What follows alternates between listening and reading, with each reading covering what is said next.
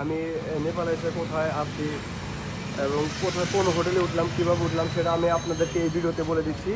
সেটা হলো আমি ফার্স্টে নেপাল এয়ারপোর্ট কাঠমান্ডুতে নেমে ওখান থেকে একটা ট্যাক্সি নিয়েছি। ট্যাক্সি নিয়ে থামেল শহরে আসছি। থামেল শহরে আসার জন্য ভাড়া পড়তে হলো আমার 500 রুপি, ঠিক আছে?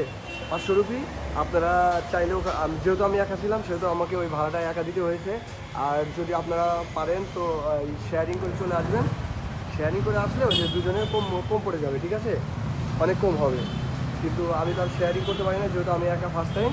আর থামেল থেকে এসে কোন হোটেলে আমি উঠছি সেই জায়গাটা আমি আপনাদেরকে এই ভিডিওতে দেখাই দিতেছি, ঠিক আছে? ওকে, এখন আমি আমার হোটেলে যাচ্ছি।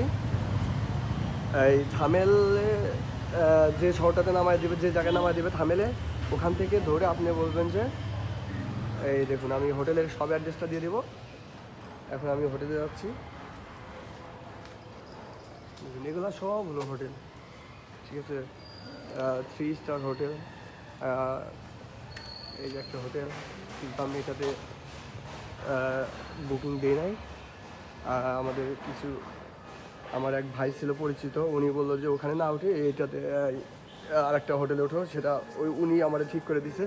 সেই হোটেলে এখন আমি যাচ্ছি। এই যে এটাও একটা হোটেল, এটা খুবই সুন্দর। আর আমার যে হোটেলটা সেটা হলো এই যে, এটা হলো আমার হোটেল, দেখতে পাচ্ছেন? এই যে এটা হলো আমার হোটেল।